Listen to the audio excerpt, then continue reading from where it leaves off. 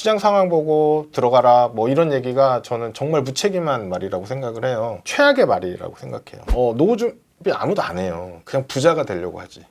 부동산 투자하시는 분들도 그렇고 다 그냥 부자가 되고 싶어 하는데 어차피 그 부자가 되려고 하는 투자로 성공해서 부자가 된 사람 1%밖에 안 될 거예요. 99%는 그냥 똑같아요. 네.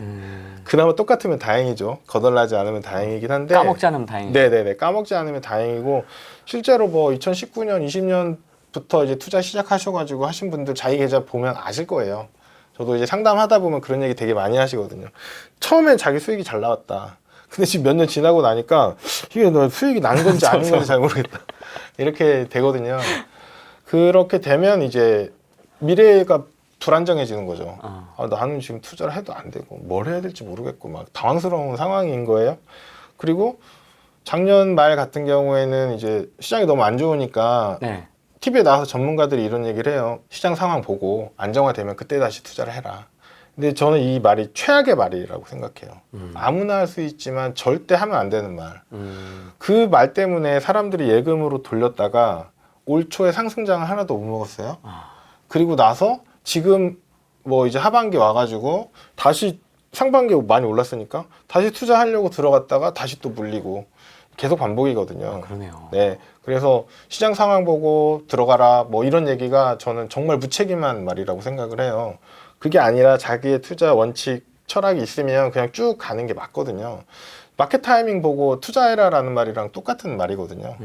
뭐 시장 금리 상황을 봐라. 금리를 누가 어떻게 할지 아무도 모르는데 연준 위원들도 금리를 어떻게 될지 몰라요. 왜냐하면 인플레도 예측하지 못했고 인플레가 잡힐 것도 예측하지 못했고 그거에 따라서 금리가 그냥 정책이 따라가는 것 뿐이잖아요. 그런데 일반 투자자들한테 뭐 연준 정책을 보고 뭐 FOMC 뭐 회의록을 보고 뭔가를 해라 이런 얘기를 하는 거 진짜 말도 안 되는 얘기죠. 자기들도 못하는 건데 저 모든 투자는 노후 준비라고 생각을 해요.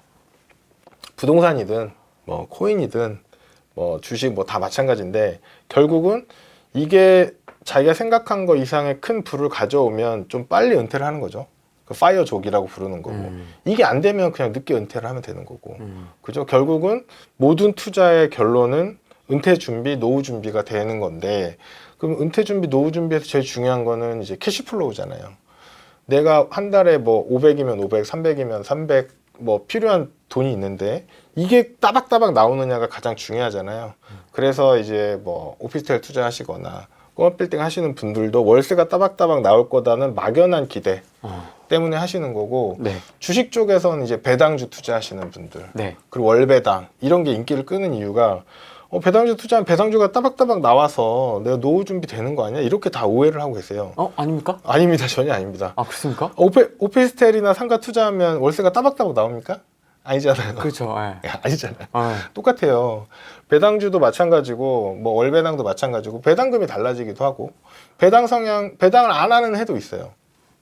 배당을 안 하는 분기도 있어요. 그럼 어떻게 해요? 그때 생활비 어떻게 해요?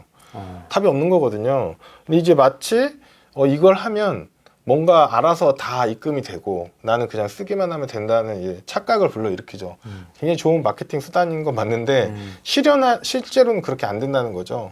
예를 들어서 부동산도 이제 뭐 월세 목적으로 뭐 오피스텔이든 상가든 뭘 했는데 자 공실나면 어떻게 합니까? 답이 없어요. 예. 근데 이거를 내가 예를 들어 상가를 10개를 갖고 있어. 지역도 달라. 상권도 다 달라. 그러면 분산이 되잖아요.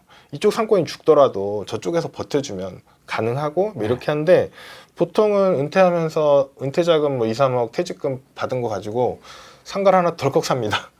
대출 끼고 거의 뭐 몰빵식으로. 네, 몰빵이 돼버리죠. 네. 그리고 뭐 좋은 걸 잡아야 된다 뭐 이런 얘기를 듣고 덜컥 샀다가 이제 공실 나고 이러면 답이 안 나오는 거예요. 그럼 뭐 1억 손해 보고 팔고 뭐 이런 일도 많이 있고 오피스텔 샀는데 실제 세금 내고 수익률 계산해 보니까 남는 게 없어요. 이자 내고. 그쵸, 뒤에서 다 까지죠. 네, 다 까지죠.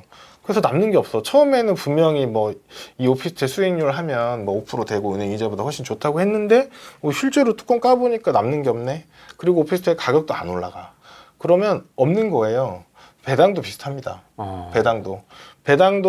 배당이든 이제 뭐 부동산이든 마찬가지인데 수익률은 두 개 합인데 월세나 배당 요 매달 나오는 캐시플로우, 네. 그 다음에 매매 차익, 이 두 개를 합쳐서 이 총 수익을 기준으로 해서 내가 수익이 났냐 안 났냐를 따지는 건데 네. 배당도 마찬가지예요. 배당은 줘서 좋은데 주가가 계속 빠지네. 네, 그러면 배당을 줬잖아라고 생각을 하시겠지만 주가가 계속 빠지면 이 회사가 배당을 계속 줄 수 있을까? 뭐 이런 것들을 고민해 봐야 되고 또 기회비용이란 게 있거든요. 얘를 안 샀으면 배당 플러스 주가 합해서 만약에 3%인데 얘는 배당은 안 줘. 근데 4%씩 올라. 이게 더 좋은 거거든요. 네. 그럼 배당을 해줘야지. 그러면 그냥 자가 배당하면 되거든요. 내가 팔았으면 돼요. 내가 필요한 만큼. 부동산 그게 안 되죠. 네. 근데 금융투자는 그게 돼요. 내가 필요한 만큼 계속 팔았을 수 있는데. 그래서 중요한 거는 이제 투자의 결론은 노후 준비다. 은퇴 후 생활비다. 은퇴 후 캐시플로우는 꾸준히 뭔가가 나오는 구조를 만들어야 된다.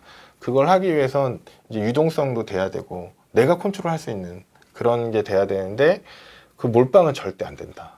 네. 몰빵했다가 물리면 답 없는 거는 이제 겪어보셔서 아실 거고 주식 몰빵에도 부동산 몰빵 똑같습니다. 네.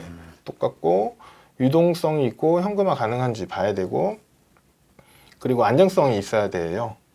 이제 여러 주식 하시는 분들은 그런 얘기 많이 하세요. 자산 배분 막 설명을 하면 너무 많아.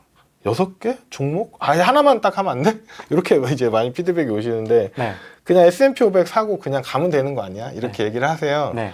이제 문제가 뭐냐면 돈이 쌓여 나갈 동안에는 그 말이 맞을 수도 있어요. 근데 인출하는 순간 인출이 딱 시작되면 이제 더 이상 납입은 없는 거잖아요. 인출이 시작되면 리스크가 뭐냐면 시퀀스 리스크라는 게 있는데 수익률이 매년 어쨌거나 계속 투자되고 있으니까 수익이 있잖아요. 네. 근데 안 좋은 수익이 인출 초기에 몰려 있으면 이 돈이 바닥나는 속도가 2배 이상이 돼요. 그러면 예를 들어서 내가 S&P 500에 몰빵을 했어. 돈이 쌓였는데 문제는 내가 은퇴하는 시점에 미국이 하필 안 좋았어. 주가가 3년 연속 계속 마이너스 났어. 이런 적은 예전에도 많이 있었습니다. 그렇게 되면 이분은 예상했던 은퇴보다 자금보다 훨씬 짧은 기간에 돈이 바닥나 버려요. 그래서 한 가지 자산에 몰빵하면 위험한 이제 이유들이 굉장히 많거든요. 그리고 보통은 그런 거 한 가지만 그냥 하려고 하는 이유가 그냥 귀찮아서예요. 귀찮아서. 귀찮음 때문에 내 노후를 건다? 저는 절대 반대하죠. 그리고 실제로 이제 노후 준비 현황을 살펴보면 국민연금만 믿고 있다가 한 절반 이상이고요. 그 다음에 예금한다. 네. 그리고 저축성 보험인데 예금은 실질 금리가 마이너스예요. 지금 뭐 예금에서 4% 주는데 인플레이션이 5% 오면 예금 하자마자 마이너스 나는 거거든요. 네. 실제로 그런 시기도 굉장히 많고, 그다음 저축성 보험으로 많이 이제 해요.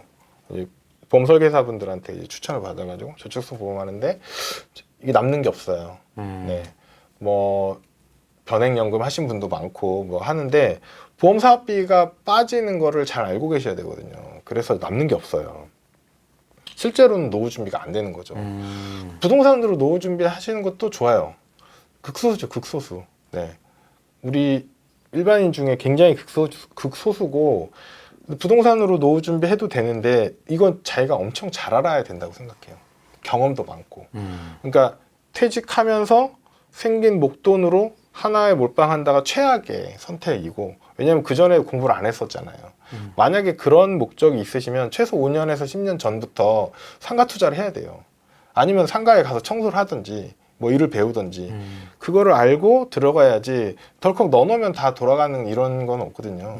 그리고 그때 가서 후회하면 너무 늦어요. 왜냐하면 내가 60세 퇴직하고 상가를 샀는데 상가가 안 돌아가네, 생각처럼 돈이 안 나오네. 그럼 65세에 가서 그거 뭐 1억 손실 봐서 팔았어. 그 다음 나중에 어떻게 해요? 그렇기 때문에 이제 그런 걸 굉장히 조심하셔야 되고, 그래서 이제 금융이나 이런 걸 계속 공부를 해야죠. 네, 그래서 이 채널 보시는 분들은 그나마 이제 공부를 하시는 분들이라 네. 이제 다행이긴 한데, 공부를 하실 때 하나만 계속 보실 게 아니라 이런 저런 것들이 있다는 걸 알고 좀 분산해서 하셔야 되고, 부동산을 특별히 좋아하시는 분들이 있어요. 예. 저는 어렵더라고요, 저한테. 저도 이제 부동산 뭐 지금 가지고 있는 집 한 채 있고 나머지는 이제 금융 투자를 하는데, 뭐 부동산 나 부동산 실물도 있고 너무 좋아라고 하시면 이제 부동산 하실 수 있죠. 그리고 나 임장 가는 것도 너무 좋아해 막 이러면 하실 수 있는데 저 이제 돌아다니는 거 별로 안 좋아해서. 근데 그렇게 하시더라도 금융 투자를 같이 하셔야 돼요.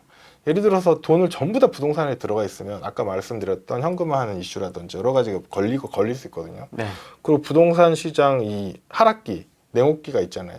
그럴 때 너무 힘들어요. 생활을 안 할 수는 없잖아요. 금융 투자한 거에서 생활비를 찾아 쓸 수 있는 뭐 이런 게 돼야 되기 때문에 부동산을 좋아하시더라도 금융 투자도 당연히 가져가야 된다. 이렇게 좀 말씀드리고 싶어요.